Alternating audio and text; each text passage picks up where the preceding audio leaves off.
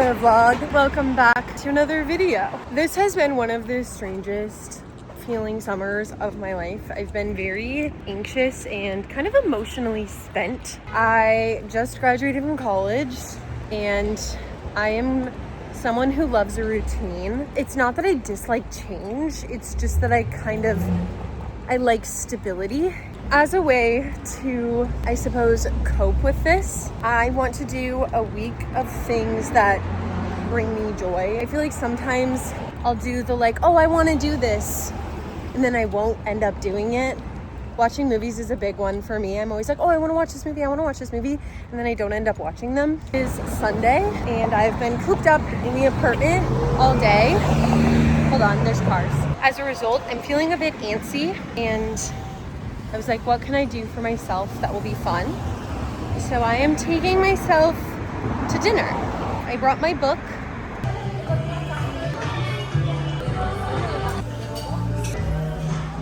Hello. As you will see behind me, I have a little piano. Is it the best? No. Is it actually quite poor quality? Figure it out. Can I play piano? No. Have I always wanted to be a pop star?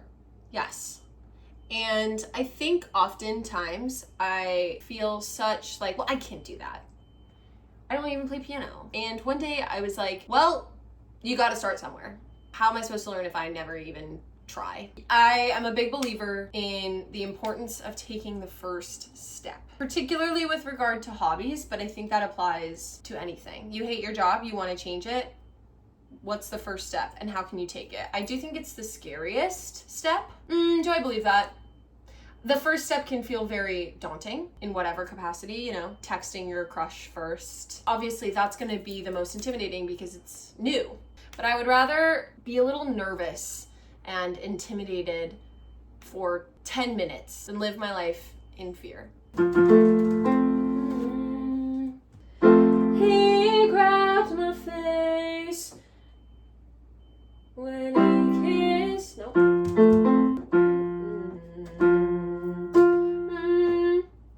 He grabbed my face. He grabbed my face in front of his friends. I knew all in his love. Crying. No. I think you like it. I think you like it. Kiss over the phone. You don't seem to mind. Hello, team. You may have gathered this, but I'm a fairly anxious person. It's just how my cookie crumbles. This little ritual that I have of reading before bed is not something new. However, as a kid, I would be anxious before I fell asleep, and the easiest thing for me would be to put on a comfort show.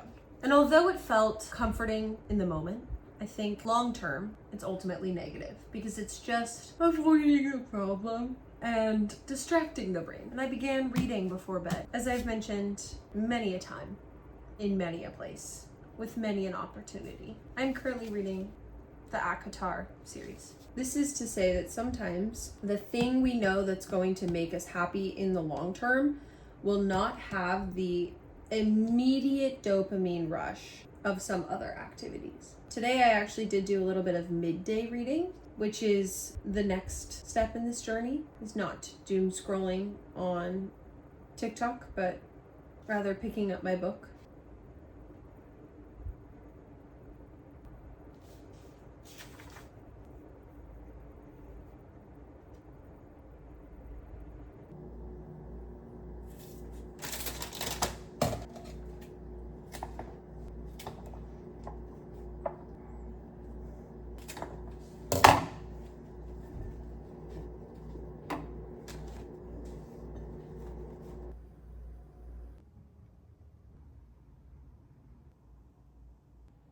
Hi, I think I'm gonna go to the movie theaters and see the new Spider-Man movie. It is 5 o'clock. It's actually 5:15 and the movie starts at 5:30, but there's previews and we all know that it doesn't actually start at 5:30. I was having kind of an anxious day 2 weeks ago ish, and I went and I saw The Odyssey by myself. And I really enjoyed taking myself to the movie theater. I feel like I don't really watch that many movies, and I want to become well-versed in the movie world. I'm very excited to see this movie. I've been on kind of a Spider-Man kick. I'm on just like a Marvel kick in general, and I'm very excited at the concept of a superhero.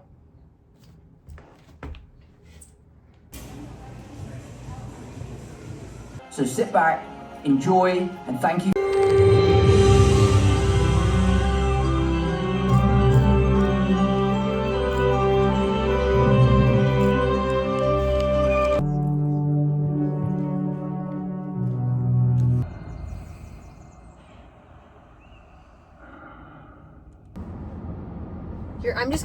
I'm just gonna be in the dark, okay? And it's okay. And you're gonna fall the second I start driving. I went to the earlier showing of Spider-Man. I went to the 5:30 instead of the 7:30 because tomorrow I'm getting coffee with a mentor of mine. If you didn't know, I was an acting major in college. I'm an actor, I'm a singer, I have a dancer background. I want to be a performer for a living. Obviously, this industry can be very intimidating, and so much of it and so much success is derived around the importance of your network. Whoa, called it. Which obviously makes sense because people want to work with people who are trustworthy and easy to work with and to artistically align with them. Obviously, it's weird to find that balance of like, I don't want to bother you. I don't want to, be a hinder on your schedule. I don't want to be annoying. I don't want to impose. This goes back to my general theme. Of course, it takes a little bit of effort to take those first steps, but ultimately, I know it will be beneficial. I can fall into the trap of not doing things that are fun in terms of just like hobbies. I've been wanting to play a round of mini golf for so long, and sometimes I'm just like, oh, I don't have the time to play mini golf. And I think that can exist within your hobbies and within things that you think are fun. But I think it can also slip into things like your health and your career and maybe your relationship or your friendship. Okay, am I legally allowed to make this turn? I'm doing it.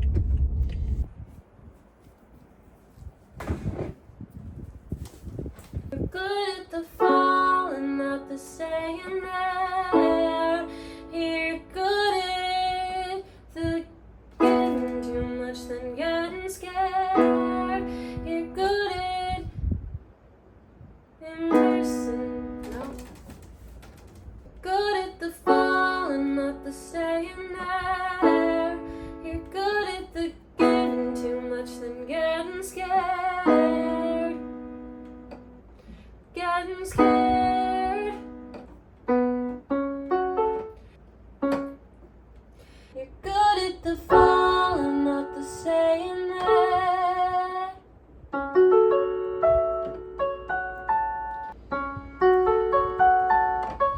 You're good at the fall but not the staying there. You're good at the giving too much than getting scared. You're good at impersonating someone who cares.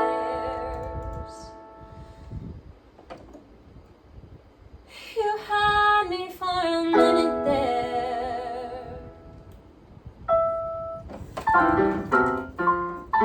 Hello. Yesterday was a bad day.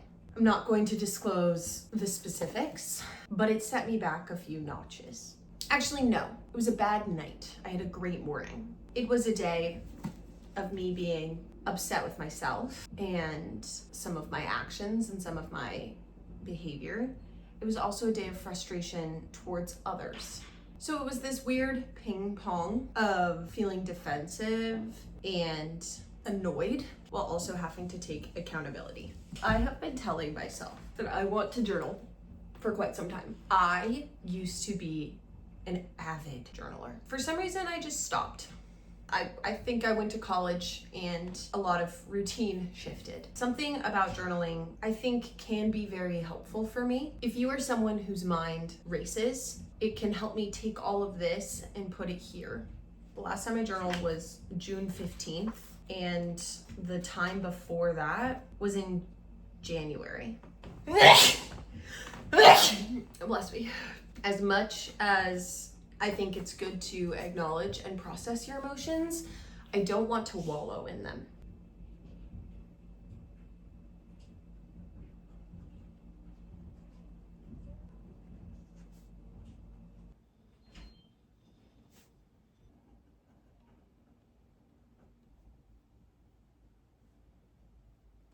I've been doing this for like 20 minutes and I feel better. I feel like I have mental clarity. Like everything that I have been discussing in this video, sometimes it's taxing to take the time, but slowing down, taking that first step, doing the thing that you say you want to do will make you feel better. I'm a big believer that habits take time to form and things take time to manifest positively in your life. Doing something once is great, but the benefit comes from doing it multiple times. For example, working out once, awesome, but your muscles need consistency to grow. Thank you all so much for watching this video. I really appreciate it. I love you all so much. Follow me on Instagram, TikTok. I have music on Spotify. All of that is linked below. You got this.